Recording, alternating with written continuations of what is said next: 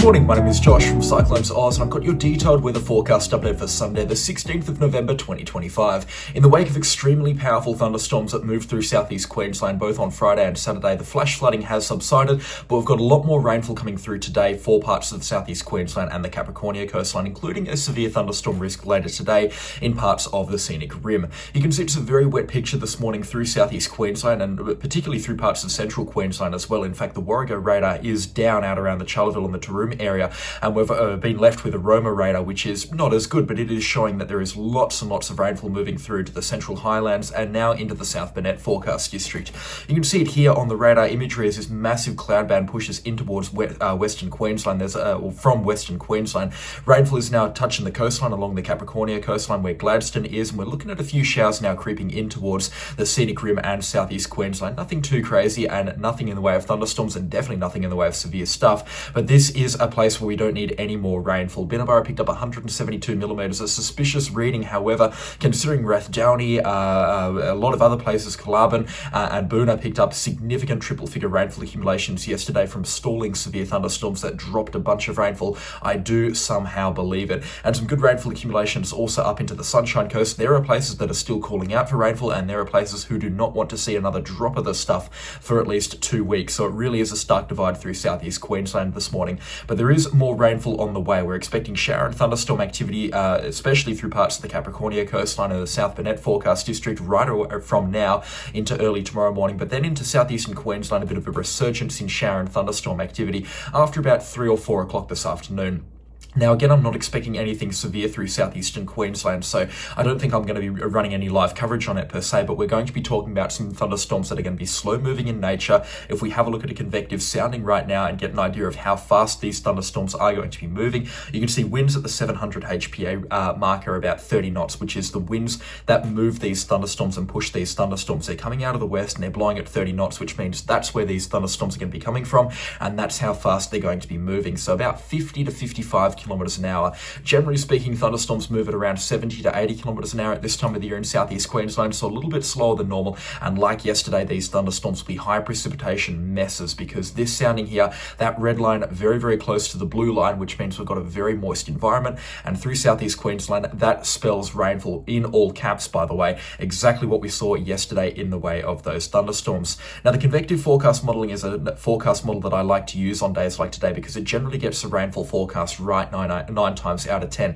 We're calling for some more heavy rainfall into parts of the Scenic Rim. This will creep up into the Gold Coast hinterland area and maybe even into the Brisbane city area between about 4 o'clock this afternoon and 7 o'clock this evening. Rainfall accumulations shouldn't be anything crazy, particularly after what we saw yesterday, but 1 or 2 spots may pick up a further 25 millimetres up to about the 50 millimetre mark, but widespread accumulations between the 5 to 15 millimetre mark looks to be the word this afternoon into early hours of this evening. So what we're going to be expecting today, just to recap it, we've got a few showers right now through southeast Queensland, nothing crazy, nothing too heavy, but this rainfall here that we're seeing on the northern part of your screen here, this is going to be moving in towards the Sunshine Coast. It's moving out of the west and into the east. It's not sliding down into southeast Queensland. So we're expecting things to remain dry and cloudy for the most part throughout the remainder of this morning. Then as the dry line pushes, it's a lot further out towards the east and out towards the west and that, but this is for illustrative purposes. As this dry line pushes out towards the east, it's going to spark shower and thunderstorm activity in a more moist part of the environment as it gets into the Scenic Rim,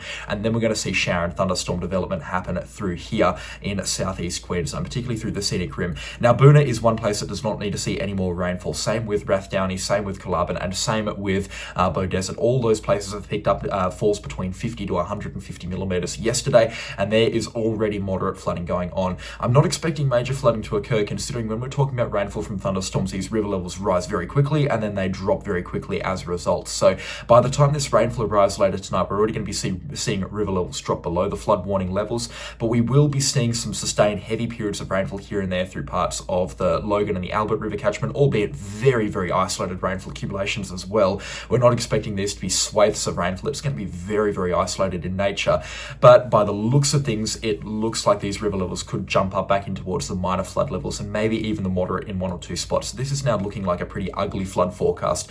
As I mentioned yesterday, yesterday during my live coverage, if you live in a flood-prone location, you need to be monitoring this situation very, very closely and have a few sandbags on standby as well. And if you live around the Boonah area or Bow Desert and you are in a really susceptible location to flooding, I would recommend having a get out of there plan in place. Get an evacuation plan in place just in case this rainfall really does pick up tonight. We've had some significant falls over the last 24 hours, and again, with how moist this environment is, we highlighted it on stream yesterday, and just having a look at all of this rainfall here in the Central Highlands and through parts of central Queensland, pushing well out towards Western Queensland as well. This is all rain through here, but the radar isn't showing it because it's not actually active right now. There's still so much moisture, and as this dry line creeps out towards southeastern Queensland, more rainfall and shower activity is expected to kick off as a result.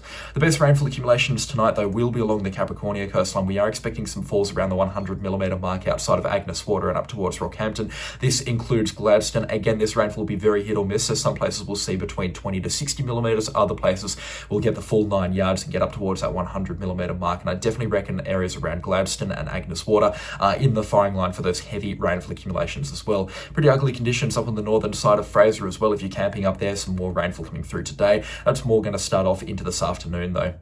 Lots and lots of rainfall still fueling these, or lots and lots of moisture still fueling this shower and thunderstorm activity as well. Crossing through Mount Isa right now, we've got a few thunderstorms here outside of Windora, and that's kind of what we're expecting throughout the remainder of today. Just more rainfall pouring into this part of Queensland. It's not flooding rainfall. There's no real flooding concern apart from in southeast Queensland. The majority of these falls are going to be between 10 to 30mm, so nothing crazy to be worrying about. This is not tropical rainfall coming through or monsoonal-based rainfall coming through. This is just that northwest cloud band type stuff that's been sent off by the band Julian Oscillation and that negative Indian Ocean dipole. The good news is that's going to be it for southeast Queensland for a couple of days at least. We will see a thunderstorm risk rise again through Wednesday, Thursday and Friday through parts of the southeast, particularly on Thursday and Friday especially. We could be seeing a bit of a severe thunderstorm outbreak in towards parts of the Darling Downs, but especially west of Toowoomba and Warwick, and some photogenic thunderstorms look to be the word. And then thunderstorm chances increase again on Monday and Tuesday the following week, but after that it looks like it's relatively clear. And you're going to love this news as well. It looks like next weekend has a high chance of not producing shower or thunderstorm activity,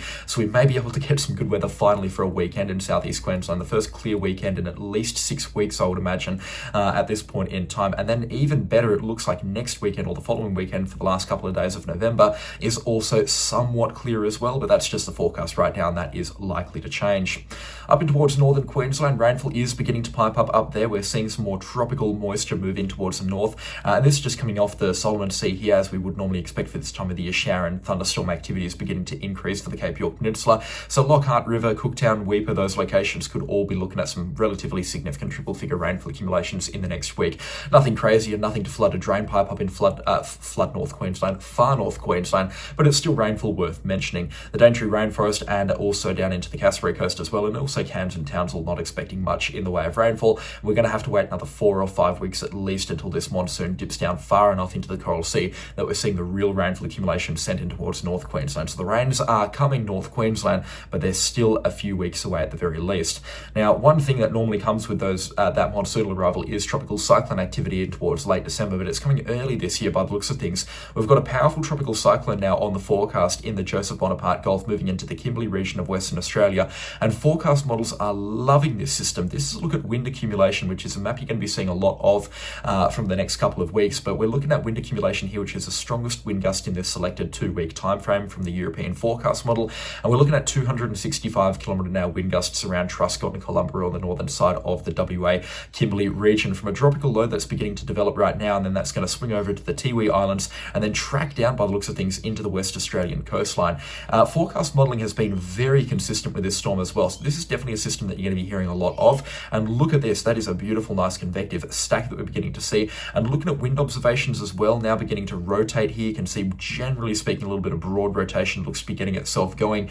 We've got these southerly winds here around the Broome area, which is unseasonable for this time of the year. Northerly winds here on the Timor, on Timor itself, actually. I mean, over towards the Northern Territory, it's pretty hit or miss, but you can see these northwesterly winds now beginning to pick up here into the Gulf of Carpentaria at Nullarbine. Very, very weak flow, but I'm definitely cherry picking right now. But this system here is looking like it's producing some good rainfall, and it's definitely looking like it's on the development right now. It's on the up. This system system is going to fester over the next couple of days. In fact, it's going to be at least until the 20th before we see any kind of reasonable tropical development out of this system here. Likely well offshore from Darwin and the Tiwi Islands, but you can see right out till about Wednesday or Thursday the 19th or the 20th of November respectively, we begin to see this system begin to develop into a full-blown tropical low. It's then likely to get pretty quickly up towards tropical cyclone status. Conditions are very, very favourable, particularly towards the north of the Tiwi Islands. Low levels of wind shear, very warm and moist sea temperatures and environment. The Joseph Bonaparte Gulf as well is also pretty favourable for tropical cyclone development, but anywhere kind of outside of this line here towards the west out here or towards the south of this line, we're going to be talking about some very unfavourable conditions. But where this system is going to develop, looking very, very healthy for tropical cyclone development, and this system makes the most of it. You can see it here rapidly intensifying to 969 millibars just offshore, 967 millibars rather, just offshore from Truscott. That's a strong tropical cyclone, probably of severe tropical cyclone proportions, and considering it's a small system, highly susceptible to its environment, it will have a very favourable setup, and it will be able to intensify rather quickly. Small systems just tend to do that once they develop an inner core, and this system here definitely looks like, if it's got a small inner core, will be on the intensification train very, very quickly. Like I said, a very favourable environment for this tropical cyclone lies ahead. You can see it makes the most of it, getting very, very strong very, very quickly. And if we have a look at kind of a convective sounding here, and see what we're expecting in terms of wind shear just outside of this tropical cyclone, you can see very low levels of wind shear through the environment, around that 10 to 20 knot mark, which isn't the best for tropical cyclone development, albeit we would generally speaking be wanting to see below 10 knots for severe tropical cyclone development. But severe tropical cyclones can make the most of those conditions there. Don't get me wrong, we're not talking about a category 5 or an ultra powerful tropical cyclone, and definitely considering the time of the year, it's highly unusual to see a tropical cyclone of this magnitude head for the Australian mainland. Typically when we're talking about severe tropical cyclones at this time of the year, they develop well offshore. This would be almost unprecedented, particularly for the Kimberley region, if it was to make a severe tropical cyclone landfall. This system arriving about 4 weeks before tropical cyclones generally do. But yeah, this is definitely a system worth watching and monitoring closely, particularly if you're in Darwin. I don't see tropical cyclone conditions on the forecast just yet, but it is a remote possibility now. Definitely something that we need to be watching, and next week, or out towards the end of next week, around Friday, and then out towards Saturday and Sunday, there's going to be talking time on this tropical cyclone, that's for sure. So expect to hear a lot more from me over the next couple of days. We've also got not a tropical low, but a low pressure system developing along the West Australian coastline, which is going to send our temperatures through the roof next week, but it's also going to bring us potentially a severe thunderstorm outbreak through parts of the Kimberley region, not the Kimberley region, the Weebelt region rather, and into the central west and into the Gascoyne on Tuesday. We could be seeing some potentially strong thunderstorms. Really good convective available potential energy values. Now you Queenslanders are guaranteed laughing at me right now, but have a look at this. 1,000 to 1,500 joules can be sitting in the environment here for these thunderstorms if they can get themselves going towards the north of Geraldton up towards Kalbarri. And even better values on Wednesday, we may be talking about severe thunderstorms through parts of the central coast and the central wheat belt, and then they might dive down in towards the southwest as well, and maybe even into the Perth metro area on Wednesday. So it'll be a bit of an interesting time to watch. We may be talking about a severe thunderstorm outbreak, and mark my words, especially if they're going to be strong, I will head out and have a look and have a bit of a storm chase and see what I can see out in this part of Western Australia. But apart from that, it is remaining cool, calm and collected across the remainder of Australia. Still some shower activity through New South Wales, and they may be seeing some thunderstorms towards the end of this week as well. A bit of shower activity through parts of Victoria and Tasmania. Some snow actually on the Victorian Alps later tonight into early tomorrow morning. But apart from that, remaining dry and collected across interior parts of Australia, as we would expect for this time of the year, really warming up through a few spots. But it's a turbulent picture for Queensland, a turbulent outlook for the Northern Territory and Western Australia. Lots of shower and thunderstorm activity, and maybe even a tropical cyclone on the cards. So expect to hear a lot more on this page. I'm stoked. I'm pumped for some tropical cyclone activity, and I cannot wait to be able to track that system developing offshore from the Northern Territory and Western Australia. Let's hope that it doesn't get too strong. But that's going to do it for me today. I do hope you found this video enjoyable and informative, and if you have, then please consider leaving a like and subscribe to the channel if you haven't already. The channel sponsors list, I tried to update it last night, but I couldn't even begin to start on where to put everybody's name, at least on one screen, because the list is now just getting so damn long. But if you are a channel sponsor, I promise you'll see your name on the next video update Monday morning, tomorrow morning. But that's going to be all for me today. A special shout out to the channel sponsors on the screen and also the ones not on the screen just yet, and I'll catch you on the next one. Goodbye.